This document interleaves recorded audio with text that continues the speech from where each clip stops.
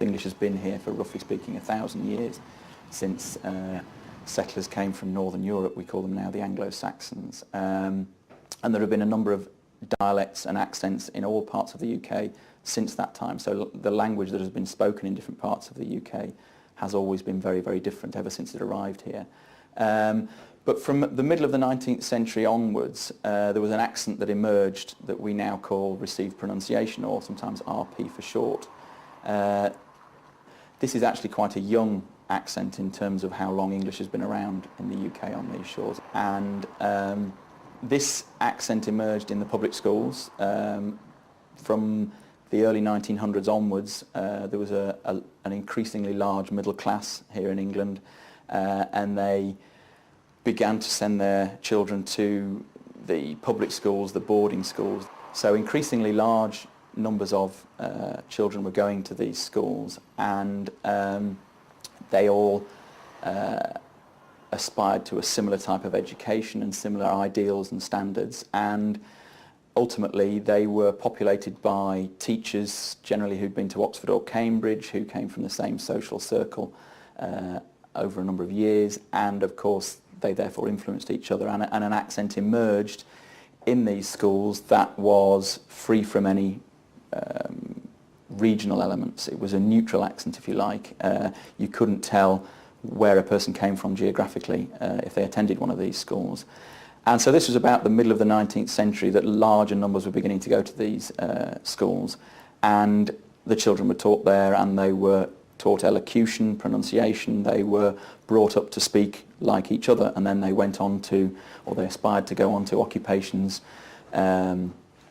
such as within the city, within academia, professions, the sort of middle-class professions that they aspired to, bred that kind of accent themselves, so it kind of was a self-perpetuating thing.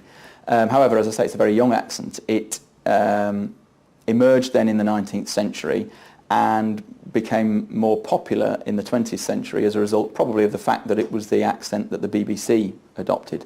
The BBC, the British Broadcasting Company, was founded in the 1920s, and the first general manager, a gentleman called Lord Reith, established a committee to decide what type of speech would be broadcast on the BBC. Initially it was radio, then of course it became television. And the accent that this committee chose, there were some very famous people on that committee. Daniel Jones was a phonetician at University College London. George Bernard Shaw, the playwright, was on the committee, and a number of other people. And they discussed whether they should use a variety of accents or this newish accent, received pronunciation. And ultimately the committee decided to adopt received pronunciation. So therefore for the first 50, 60 years maybe of the existence of the BBC, the only voice that you heard broadcast on the radio and on the first days of television was this neutral, non-regional, typically middle-class English accent, if you like, the one that perhaps most people over the world associate with the UK, the accent of somebody like Hugh Grant, for instance, the actor. And so therefore, if it was adopted by the BBC, everybody in the world heard this voice, and because of the nature of society in the 20th century, particularly post-war, post-Second World War, where all of a sudden social differences were breaking down, it became more and more possible for people to move up through the social scales. People were able to stay on at school longer, go to universities.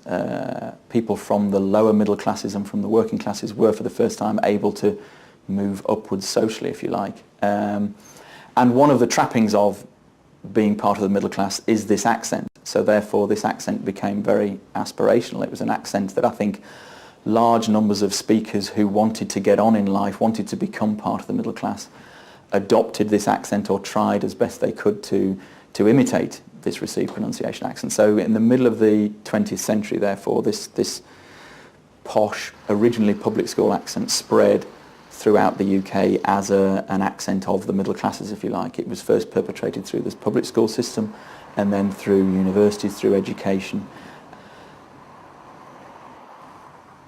The thing about received pronunciation is it refers only to the pronunciation of the speakers. It doesn't refer to the vocabulary or the grammar. All speakers of received pronunciation speak what we know as standard English grammar. In other words, they don't use grammatical constructions that are non-standard, so things like I didn't do nothing. They would always say I didn't do anything.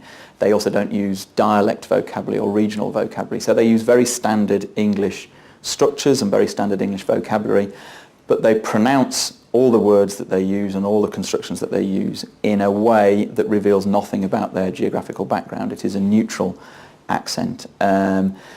As I say, from the 20th century onwards, it probably grew in numbers to the point where most recent surveys I've seen have suggested that 2% of the UK population, roughly speaking, speak received pronunciation. So that's still not a very large percentage of the UK population. And of course, the UK population, in terms of English speakers worldwide, is a very, very small percentage. So although it's probably the most widely known accent of the UK, the most widely recognised because people associate it with films and television and radio and any stereotypical cartoon figure, if you like, of British society. It's a very well-known accent. It's still not the most widely used accent in the UK.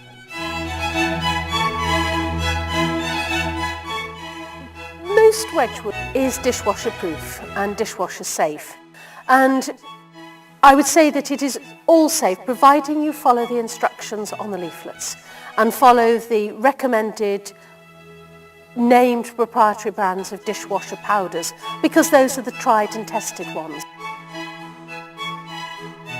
What you mustn't do with your gold-edged Wedgwood is put it in the microwave.